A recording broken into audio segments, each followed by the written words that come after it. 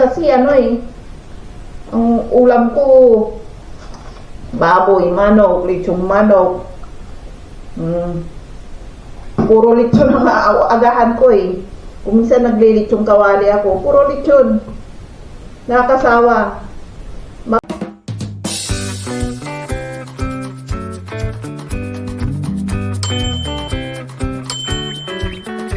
Ayan, nasa bahay na tayo. Ang nabili ko, ito lang. Chips, salagang 200 lahat. Ito, orange juice, at saka yung paborito kong beer. Saka ito, mga chips. Saka yung Noki nila. Nag-on-sale. Saka yung Macrat. Ito mga nabili ko. Tsaka chocolate. Bumili ako ng paminsan-minsan chocolate. Ito masarap to. Ang may papayo ko sa inyo, kung pupunta kayo ng Europa, hanapin nyo tong chocolate na to. Napakasarap. Napakasarap. Believe me, 100% masarap. Iba't ibang brand. Iba't ibang brand. Ito ang kainin nyo. Tagsasampu lang eh. O yan, kapag gustong-gusto yung kumain ng mga ng mga chocolate, itong bilhin yung mga pasalubong. Hindi kayo mapapahiya sa mga papasalubungan ninyo. Kaso nga na, pag mainit na lugar, madaling mag-melt to. I-freezer nyo muna bago nyo irigalo. Bumili kayo na isang box nito, i-regalo, masarap. Para may pagkalasa ng sa Hershey, ganon. Titikman ko to. Ayan si Sammy Bars. Tsaka yung sibuyas, tignan nyo yung sibuyas, nag-unsel. 6 per kilo, napakamura. Bumili rin ako ng parang yung tinapay na to. Pwedeng palamanan ng peanut butter, Nutella, chocolate. Kahit na ipalaman mo rito, cheese or any. Bumili rin ako ng kape. 3-in-1. Subukan ko magkape ng 3-in-1. Sawa na ako doon sa classic. Yan lang. Saka, donut. Hindi. Baon ng anak ko bukas. Yung donuts. Kaya donut eat muna tayo. Lamig sa labas. Grabe sa sobrang lamig sa labas. Yung ilong mo, kahit hindi ka sinusupon, hindi mo na mamalayan, tumutulo na yung tubig sa ilong mo. Kaya sabi ko sa inyo, pag pumunta kayo rito, ay huwag na kayo magdala ng mga or kung bagit ang pera nyo, may gamit kayo sa bahay, magdala kayo ng mga lotion, yung pang-moisturizer sa balat ninyo. Kasi madaling mag-dry ang balat ninyo pag hindi kayo nagdala ng mga pang-moisturizer, yung mga Vaseline na lotion, ganon. Kahit na Nivea, marami naman dito na lang kayo bumili kasi mas mura dito kaysa sa Pilipinas. Ayan. Ayan, ibigay natin sa anak ko. Kung ano gusto niya. Chips, baby. You want or no? I can. He can't right now. Ayan. Tingnan niyo yung lamisan niya, puro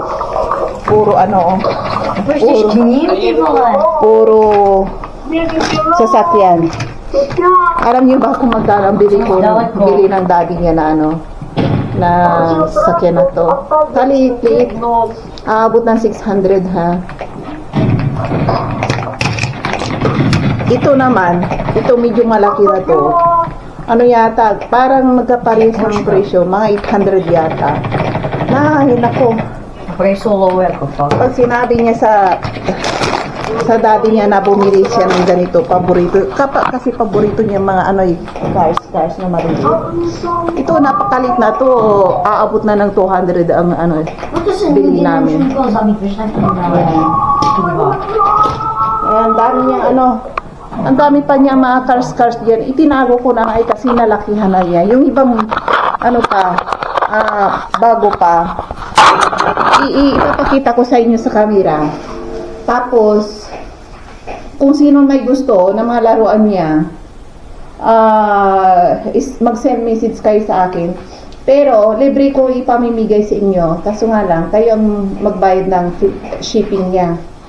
Ayan. I-ship ko sa inyo. Ayan. Tumutulo pa yung yung sipon ko. Hugasan ko yung kamay ko kasi galing ako sa labas. Bago ako, kumain ng kahit na maghuhugas ako ng kamay.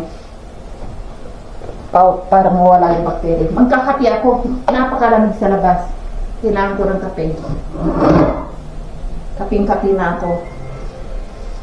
Nasaan yung kape? Yan. Tago na natin ito.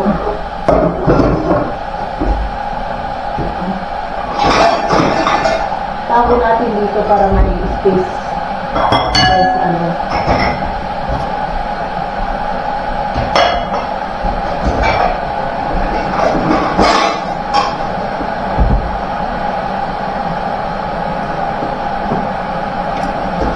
Yan.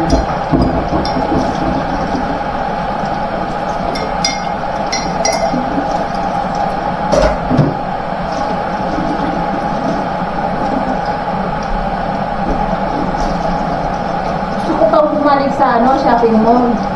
Kasi sa baba lang ng bahay namin, patawid siya ang shopping mall na. Maraming on sale kaya 70% mga branded na mga sapatos, bag, in-on-sale nila lahat. Kaya pala maraming tao, sabi ko ba't maraming tao ngayon. Ang dami palang on-sale. May 70%, halos 100% na nila yung sale nila na mga damit. Ano yan ang quality ng mga damit ng mga yung sapatos? Ino-on-sale nila. Yung mga jacket na yan, marami ring mga jacket na ino-on-sale nila. Kasi malapit na yung summer. Sa kanila, yung mga jacket na makakapal, ino-on-sale na nila kasi halos wala nang gustong bumili nun. Kadi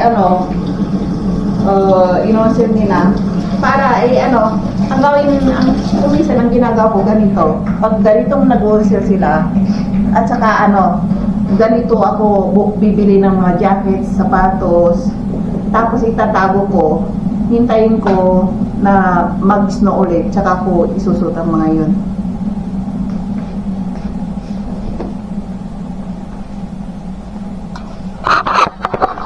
Napatunga nga yung anak ko doon, tinitingnan niya ako nagsasalitang mag-isa. Tinitingnan niya ako mag-isang nagsasalita, Tapos sabi niya, loko-loko talagang batang to. Kahit na yung ama niya, ganun silang dalawa eh. Kapag nakita nila ako nagsasalita, ginagaya nila ako. Mga loko-loko. Ayan. Saka na tayo magkwentuhan ulit. Ayan, bagong gising, tanghalian na. At nahugutom ako. Anong oras na? Mag-alas 12. Kakain ako. Naglinis na ako ng bahay kanina. Tapos nakaidlip ako ulit. Tapos ngayon nahugutom ako. Nag-washing na rin ako. Hinugasan ko lahat yung nandito. Ito yung kawaling napulot ng asawa ko. Hinugasan ko sa dishwashing. Ayun, ang ganda malinis na parang bago. Hinugasan ko lang sa dishwashing na yan para sa mainit nawala yung mga bakterya. Malinis na. May bago akong kawali ngayon. Ilagay ko muna dito. Patutuyuin ko. Ayan. Ayan, daming kalat. Ayan, nahugasan na lahat to. Ayun, patutuyuin lang yan. Ngayon, may kanin ako kahapon. Hindi naubos. Kala ko may nagsasalita. Yung pala yung computer ko. Magsasayang, ako, ipapainit ko tong kanin. Malamig na kanin kahapon. Magandang pagkasaing nito. Kung manood kayo sa vlog kung paano magsaing ng masarap na kanin. Ganito lang. Tapos, ganito, natin.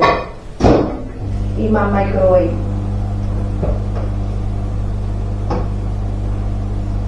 Ngayon, walang isda rito. Ayaw ko yung mga isda sa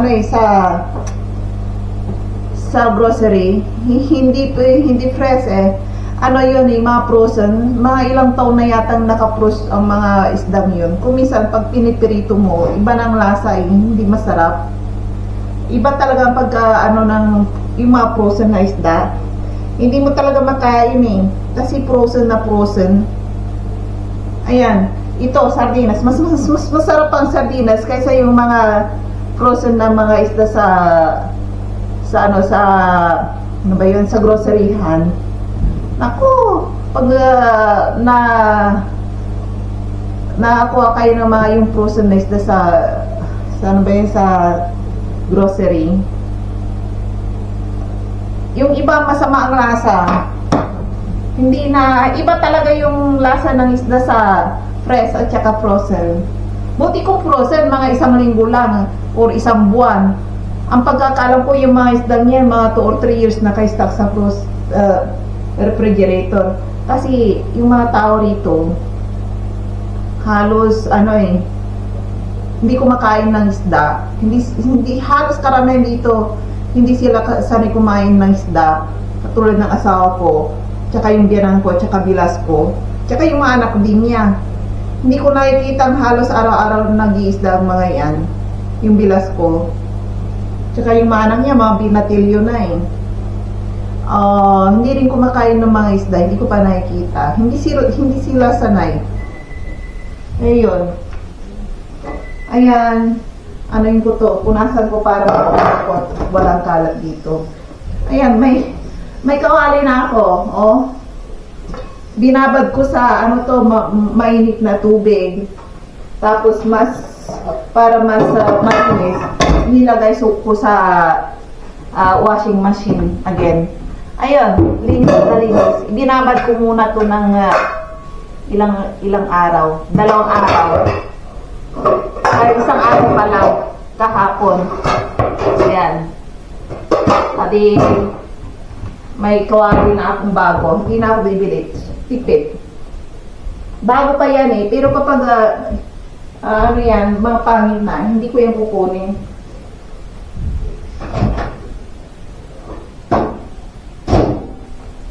Ayan na yung kanin ko. Sarap! Yan. Sarap yung pagkaluto ko ng kanin yung may suka at saka mantika. Manood kayo sa vlog ko. Doon kung paano ko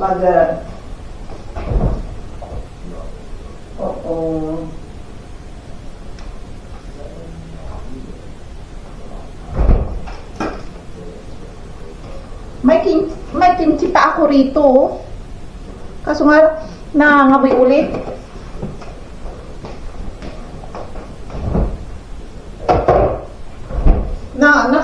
Hugasan ko na lahat ng pinggan, pati yung Tupperware na pinaglagyan ko ng kimchi. Ayaw ko na ulit maghugas magtitipid-tipid ako sa kuryente. Kasi kapag kumain ako ng kimchi, yung mga plato ulit, nangangamoy kimchi ulit. Kaya yan. Na lang muna ako sardinas. Kasawa na ako sa nasan yung lemon ko.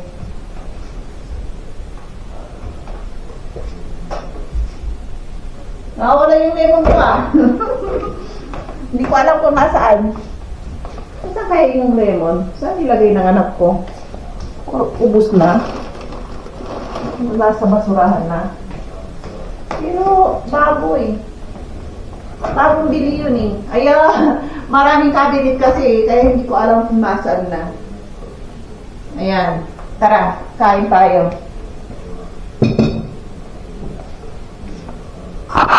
Ayan. Diyan tayo muna kakain tayo. Ayan. Ayan, pinagkapihan ng asawa ko kung may meron pa.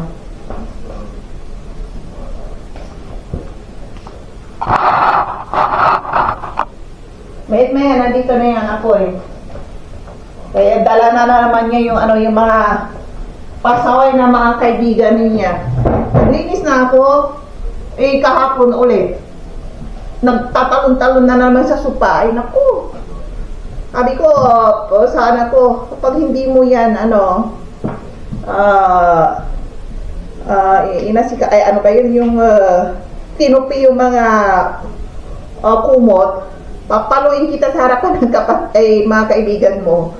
Ayun, parang natakot. Tinupi niya kaagad.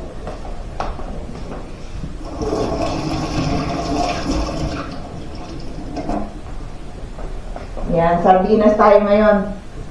Buhay mahirap tayo. Maganda yung magtipid-tipid.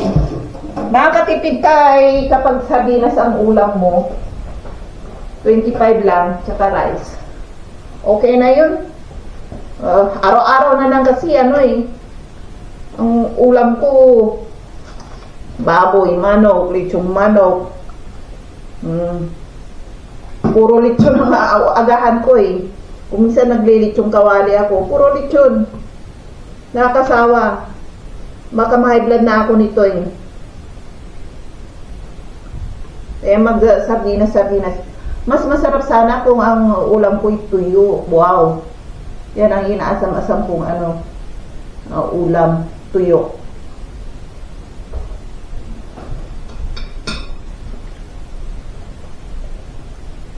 Sa mga ano dyan, viewers ko, kung may Pilipino dyan, kung willing kayo padalhan ako ng tuyo rito, okay lang. Tatanggapin ko.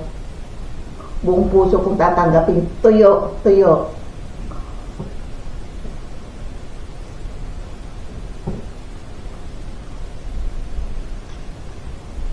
Sarap ng ano, sardinas. Lagyan ko pa ng toyo.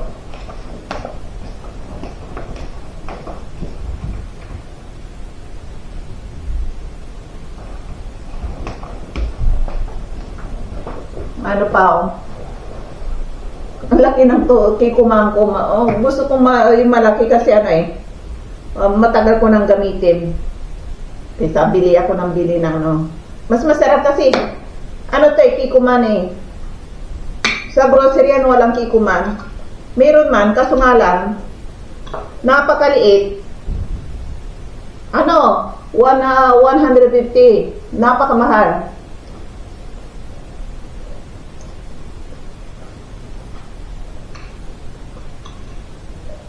Masarap talaga kapag ang sardinas mo ay may ano, lemon na timpla, maasim-asim. Alis ako mama, medyo may araw ngayon eh. Sa wakas, sa Czech Republic, may araw na.